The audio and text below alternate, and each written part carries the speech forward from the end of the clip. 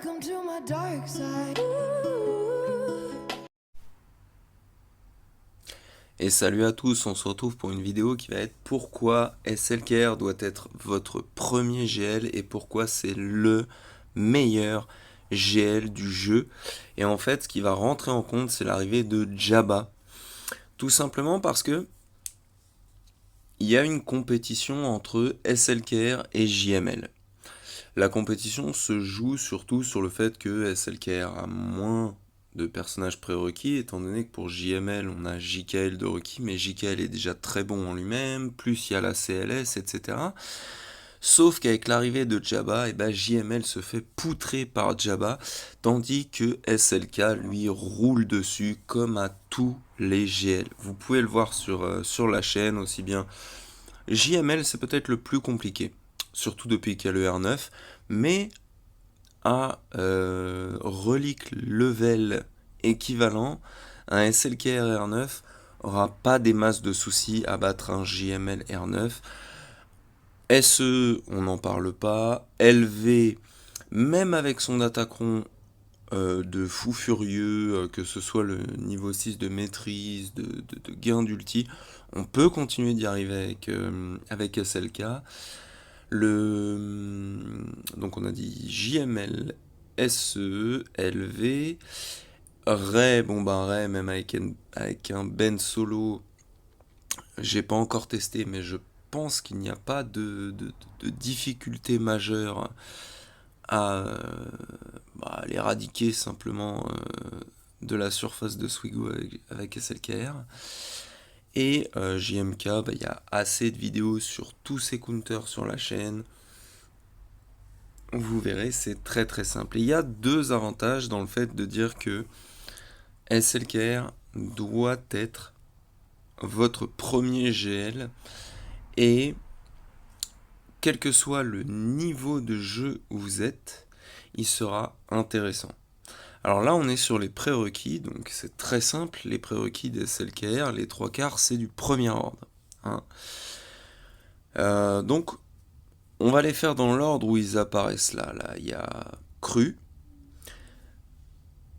Déjà, c'est un personnage incroyable, capacité de lead énorme, survivabilité, oh la vache, c'était dur, en tant que lead. Mais le plus important peut-être pour ce personnage, c'est qu'en gros, il va être plus ou moins immunisé contre Malak. Le fait de prendre un drain, ça vous fera pas vous faire one shot ou quoi, ça vous fera que dalle. Le Killoren OG, alors là, à bas level, c'est un 69 bannières en 5v5, quasi obligatoire, parce que tous ceux qui ont farmé les Revan, etc., suivi un plan de farm à peu près cohérent, auront une team Old Republic de merde à un moment ou à un autre en défense, et avec lui, c'est vraiment open bar. Le Général Hux, ensuite, eh ben, il a une capacité vraiment particulière qui va bloquer les gains de TM et qui va rendre ce personnage vraiment intéressant dans plusieurs contres, dont celui de Phasma Omicron. On va y revenir un tout petit peu plus tard.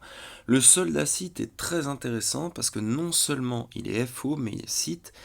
Et plus vous allez buter de ses potes, plus il va vous mettre des tartines de forain. Et en plus, sur sa SP2, il va pouvoir redonner l'avantage à toute la team, ce qui va être important dans certains contres, mais il faut savoir que le soldat Sith peut par exemple one-shot toute une équipe si vous, vous avez tué ses 4 potes avant et qui peut mettre une AOE. C'est vraiment un personnage très sous-estimé et qui, bien utilisé, peut faire des miracles. Il y avait une époque où je l'avais fait dans un fight bonus où on peut faire un Sidious avec des Sith et des premiers ordres contre DR avec à la fin en fait le soldat Sith qui vous met une patate en AOE qui termine toute la team en face, c'est magnifique. Phasma, il y a du pour et du contre. Je dirais que en début de jeu, le capitaine Phasma est vraiment intéressant comme Micron en TW parce que il n'y a pas des masses de counters à Phasma. Les deux counters sont très cheap et très faciles, mais si on ne les connaît pas, ça peut tout de suite mettre un bordel monstrueux. Et les deux counters, ils sont très faciles. C'est Padmé, avec n'importe quel rebut qui vous reste. Donc c'est assez sympa parce que, mine de rien, si vous mettez pas Padmé dans votre team, mettons que vous êtes à level JMK, et ben vous avez des sergents clones, des Cody, des trucs comme ça qui vous ont été demandés de farm pour X ou YGL. Et avec ça, comme ça joue full sur l'assist, pas de mes jeux sur le courage, on défonce n'importe qui, c'est très bien. Maintenant, il y a la deuxième team qui est présente sur l'écran, c'est Krulid, Hux et le soldat Cid plus 2 FO. C'est très facile, c'est que Phasma, et ben en fait avec Hux qui a l'avantage, on va bloquer le TM. Donc en fait Phasma va avoir un premier tour, celui, le seul qu'elle va jouer en fait, et après vous pourrez prendre la main. C'est ça qui est incroyable. Le Stormtrooper FO il est pas mal parce que il peut contre-attaquer, appeler quelqu'un, machin. C'est pas dégueulasse. Le pilote, il a un Omicron qui peut être vraiment pas mal en GA, mais il faut faire attention parce que Nest peut l'exploser extrêmement facilement, donc il faudra qu'il y ait Cru dans cette team. L'officier du premier ordre, là on peut voir c'est les niveaux de reliques du unlock de SLK. Hein. J'ai rien touché depuis à part mon SLKR bien sûr, mais sinon les niveaux de reliques n'ont pas bougé. L'officier, ça va être un des rares cas où on va vouloir pousser jusqu'au R7 tout simplement pour son chip. Parce que quand vous allez farmer SLKR, l'avantage c'est que vous allez avoir une flotte FO. Et quand vous rajoutez, je sais plus quel est son nom, le dernier chip FO, quoi, le seul qui peut taunt, le seul tank, on va dire, et ben l'officier est dedans. Et s'il est R7, et ben c'est vrai que ça va vous apporter un pourcentage de chance de win supplémentaire contre l'exé. Le panda, il n'y a pas vraiment à en débattre, c'est un perso qui est très très bon, mais qui va pas trouver sa place partout. Le fait qu'il se rank up point de vue santé et que plus il a de santé, plus il va taper fort, un peu à la Nest, mais moins efficacement, en fait un bon personnage, surtout à bas level, mais après, au fur et à mesure du temps, ça va pas être si énorme que ça. Le TIES, lui, il est un peu entre deux eaux. Il a une AOE, il peut appeler un pote, donc si vous le jouez en attaque, vous pouvez le jouer avec SLKR et l'appeler, ça vous fera gagner de l'ulti, parce que sur une AOE, vous avez plus de chances de toucher du monde, de faire plusieurs crits et de gagner beaucoup d'ulti pour SLK. Donc c'est un bon personnage, mais du coup, là, on peut voir que le seul problème, c'est que j'ai parlé de beaucoup de teams qui ne vont pas être affiliés à SLKR. Et en fait, l'avantage des SLKR, c'est que c'est un GL première génération et que quand les GL sont sortis, ils étaient censés pouvoir, de ce que j'avais compris, ouvrir la porte au théorie crafting à fond. C'est-à-dire que c'était bien s'ils avaient une team à eux, avec des potes à eux, bah voilà, full FO pour SLKR, full premier ordre, mais qu'il y avait autre chose. Et SLKR, l'avantage, c'est que dans sa team parfaite, sa team qui roule sur tout le monde, il y a 0 FO. Donc vous avez deux très bonnes teams, que ce soit en GA ou en TW, parce que si on rewind un peu, on revient dans ce que j'ai dit. Cru, Hux et le Raid, ces trois-là font déjà une très bonne team. Selon si vous êtes au début du jeu, le OG Kylo va en faire une à lui tout seul, ce qui est pas négligeable, hein, 69 bannières, c'est quand même énorme à gagner. Et ensuite, vous avez une Phasma avec des trucs à apporter à différents endroits. Ça fait des teams très très corrects, surtout que Phasma a un lead qui est à moitié universel, comme le lead de par exemple Savage. Elle a plus de bonus pour les FO, mais si on n'est pas FO, on peut quand même bénéficier du lead de Phasma à un moindre pourcentage. Donc c'est très intéressant quand même, il ne faut pas l'oublier. Et SLKR, donc sa team fétiche, ça va être avec Trône, Watt, Armurière et Alpha. Ces 4-là, on peut bouger des trucs, je l'ai montré dans plusieurs vidéos, on peut remplacer Watt par Oda, on peut enlever Trône dans certaines circonstances, on peut enlever Watt. Il y a des trucs qui peuvent être arrangeants, on peut jouer avec Daka Zombie un peu aussi, surtout contre LV par exemple, mais cette team SLKR avec Watt, Armorer, Alpha et Trône, c'est simplement la meilleure team du jeu. Alors Watt, il vous faudra des Géonosiens avant de l'avoir, mais comme j'ai dit, il n'est pas vraiment nécessaire. Si vous avez un Oda, ça se remplace très bien, et sinon, ça peut quand même le faire. L'Alpha Géonosien, il est plutôt facile à farm au final, et ce sera un des meilleurs personnages que vous pourrez avoir pour les défis galactiques, parce que il invoque la Brute, qui est un tank et qui pré-taunt, parce que il y a des tanks qui ne pré-tauntent pas, et du coup, c'est moins intéressant qu'un tank qui pré-taunt. Mais lui, l'Alpha, n'a même pas le tag tank. Ce qui fait qu'il invoque un tank qui pré-taunt sans avoir le tag. Ce qui fait que dans les défis où vous devrez ne pas utiliser de tank, c'est juste un cheat code. C'est le meilleur tank du jeu juste pour ça en fait, pour le fait qu'il n'ait pas de tag tank. Trône, Trône, on n'a pas vraiment besoin de le présenter. Après, c'est un légendaire, donc il faudra aller le chercher avec une Team Phoenix. Généralement, c'est la première chose sur laquelle on part, parce qu'on peut aller sur Palp, sur du Yoda, etc.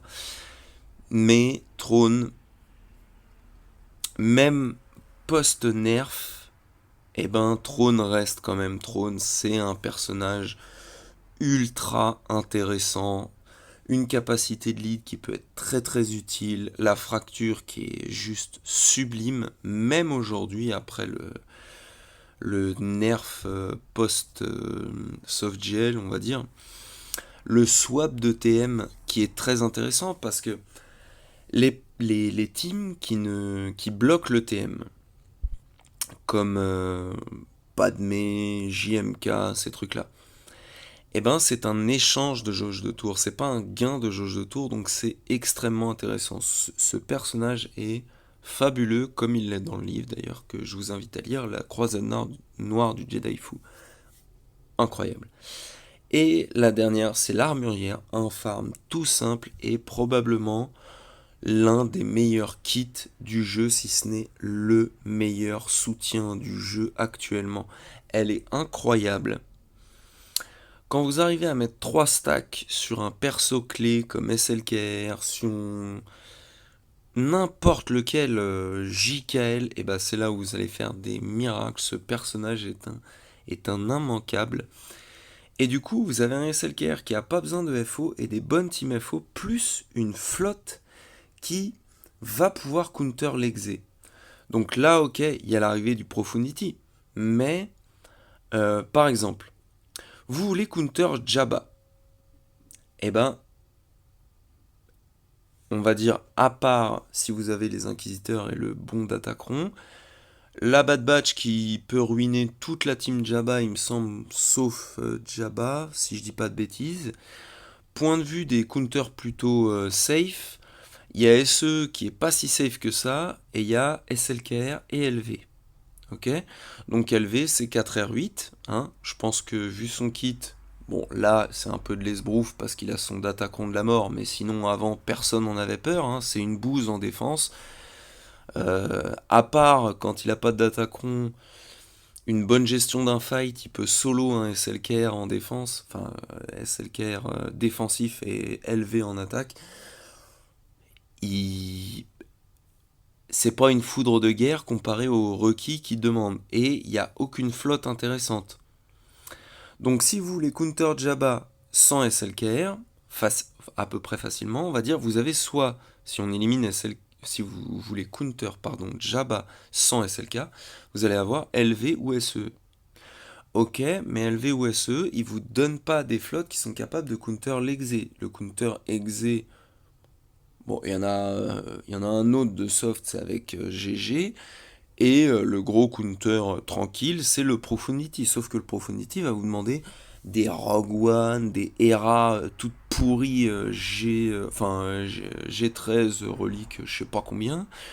Donc, techniquement, je pense que Jabba, en arrivant dans le jeu, a définitivement fait la différence parce que JML, il en chie vraiment contre Jabba. C'est une boucherie. Hein.